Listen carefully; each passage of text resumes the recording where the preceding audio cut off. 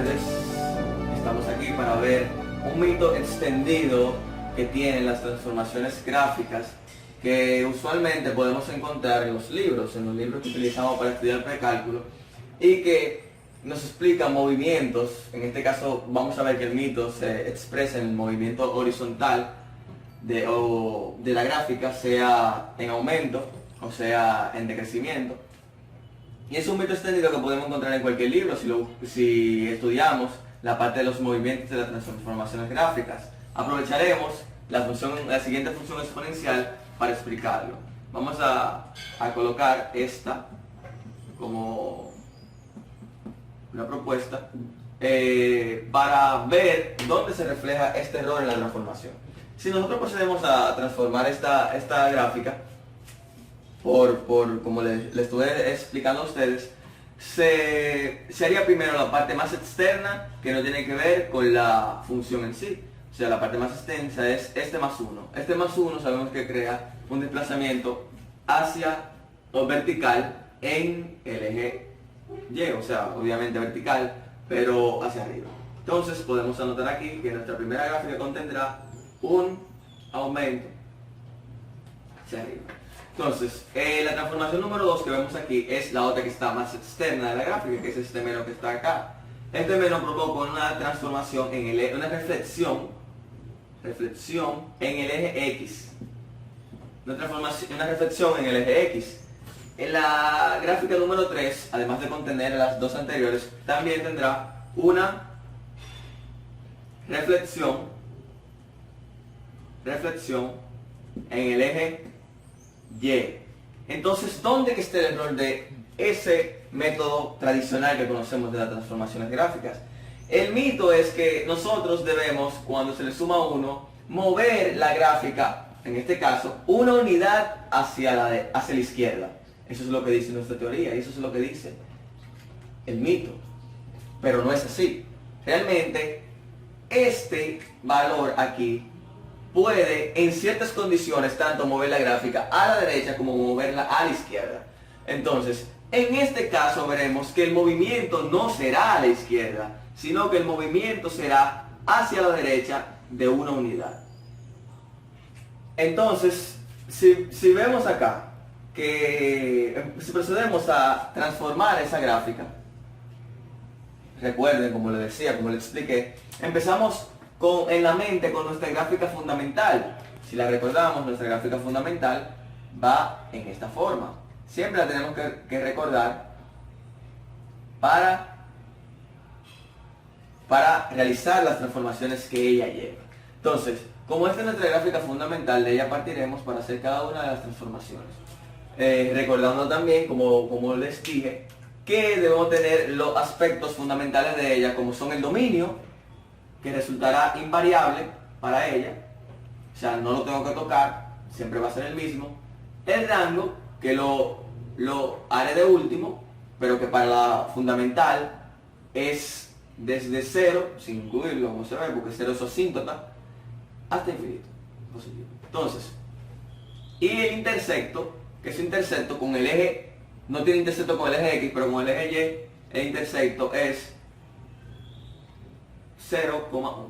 Entonces, partiendo de eso ya podemos empezar a graficar.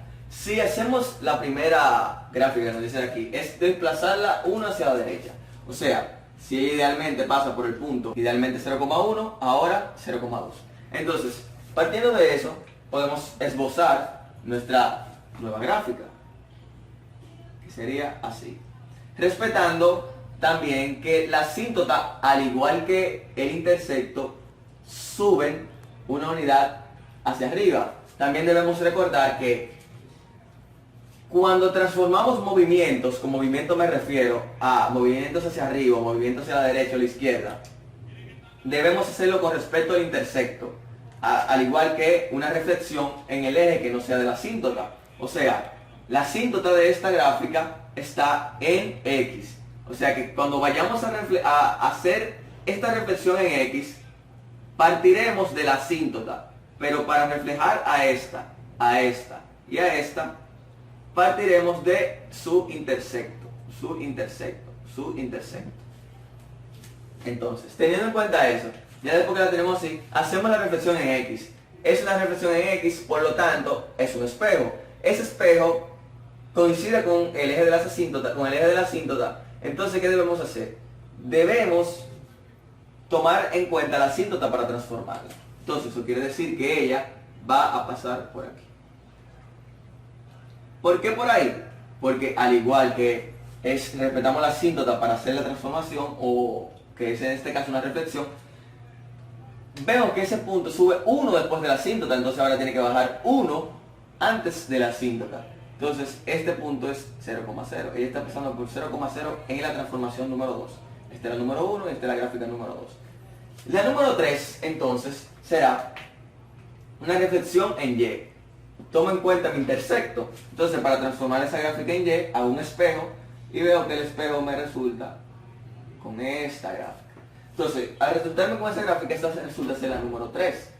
Entonces ya voy agotando todos esos procesos y he cumplido con ellos. Ahora me toca la última, que es el paso número 4, mi gráfica final, que va a estar constituida por el paso número 4, que es un movimiento, y ahí viene el mito, que es lo que yo quiero explicarle a ustedes en este video realmente. Saber que una suma aquí puede representar tanto un movimiento a la derecha como a la izquierda. ¿Qué me determina a mí o qué me aporta a mí la información para yo saber si es a la derecha o si es a la izquierda? No vayan a creer, como dice tradicionalmente el mito, que es un movimiento hacia la izquierda. Eso, no crean eso.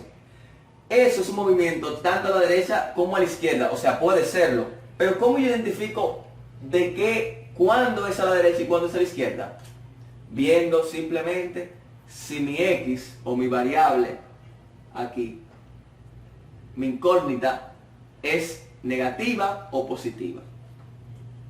Yo observando si mi incógnita es positiva o negativa, yo puedo saber si se mueve a la derecha o a la izquierda.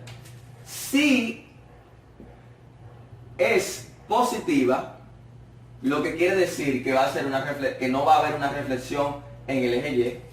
O sea, si no hay reflexión en el eje Y, pues el movimiento de suma es hacia la izquierda y el movimiento de resta es hacia la derecha.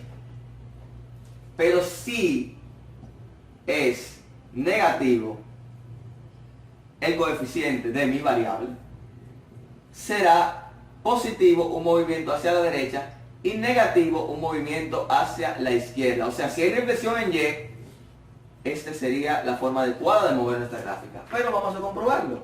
Graficamos, de acuerdo a lo que le dije, consciente del mito, graficamos esto. Es un movimiento 1 hacia la derecha. O sea, parto de mi intersecto está en 0,0, pues ahora mi intersecto estará en 1,0 en este caso. Entonces, mi intersecto en X, claro está. Y vengo y hago mi gráfica, respetando mi asíntota que se creó en X. Y mi gráfica quedaría, recuerden, esto es una función exponencial. No quiere que puede ser que corte Y o que no. Pero en este caso, como Y no es una asíntota, podemos asumir que ella cortará en algún momento y será así. O sea que tendrá dos intersectos, porque Y no es una asíntota para él. Entonces, sería mi gráfica final esta, mi cuarta gráfica, mi gráfica final. Así que ya ustedes saben, cuando ustedes vayan a transformar eso, toman en cuenta que nuestros libros tienen ese pequeño errorcito ahí, que yo quiero aportárselos a ustedes para que ustedes estén conscientes cuando vayan a graficar. Si quieren pueden confirmar esto en cualquier calculadora gráfica. Pueden confirmarla en GeoGebra. Yo les voy a dejar una imagen aquí de la gráfica para que ustedes vean que es idéntica. Y que tengan consciente ese error para siempre cuando vayan a transformar. Así cuando transformemos en trigonometría hay un pequeño error que también pasa lo mismo, que veremos más adelante. Con la logarítmica pasa lo mismo, como le dije. Una logarítmica cuyo, vamos a decir aquí, eso va a provocar una transformación en el eje Y. Como eso provoca una reflexión en el eje Y, si yo sumo, recuerden, si sumo, muevo a la derecha. Entonces, también pasa lo mismo en la logarítmica en cuanto a la parte que la incluye a ella. O sea, el logaritmo que yo calculo, esa parte si hay una reflexión en el eje Y, o sea la X negativa, pues también las transformaciones se invierten a lo que tradicionalmente nos dicen los libros. Entonces, teniendo eso en cuenta, aquí podemos rápidamente buscar el intersecto, porque supongo que ustedes dirán, ay, ¿cuáles son los intersectos? Ya tengo uno, que es el intersecto en X, ya lo tengo, que es igual a 1,0. Lo veo ahí, ya lo tengo, no tengo que buscarlo. El que me interesa es en Y, saber si cuenta en Y. Entonces, ¿cómo yo busco el intersecto en Y? El intersecto no es en Y, no va a ser más que simplemente cuando una gráfica intersecta con el eje Y. Bueno, cuando X es 0, pues no será más que evaluar el 0 en esa función original. Pues el intersecto en Y será igual a menos E, donde está la X con un 0, menos 0 más 1 más 1. El intersecto en Y entonces está aquí 0, como ven, ese 0 simplemente no importa. Más 1 me va a menos E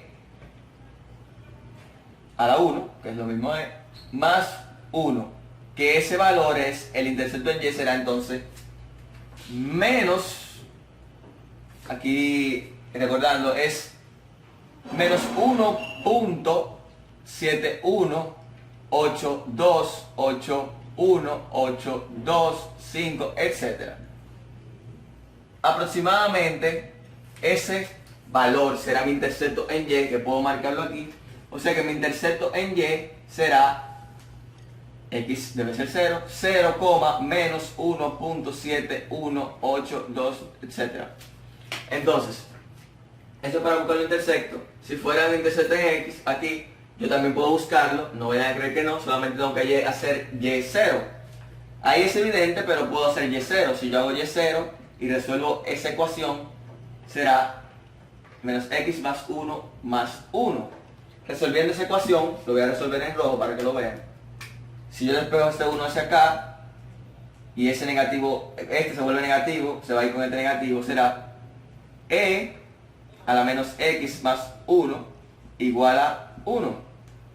Si yo aplico logaritmo neperiano aquí, y logaritmo neperiano aquí, o sea el logaritmo neperiano de 1, aplico el logaritmo neperiano, pues eso me va a resultar ser esta base, por propiedades, X más 1 igual al logaritmo neperiano de 1. Entonces, yo digo, ok, el logaritmo neperiano de 1, como todos saben, el logaritmo neperiano de 1 no es más que 0.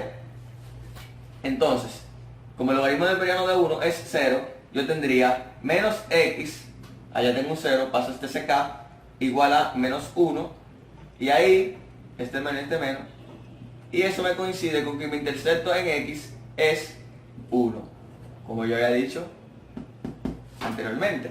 Entonces, ahí queda demostrado lo que yo quería transmitirles.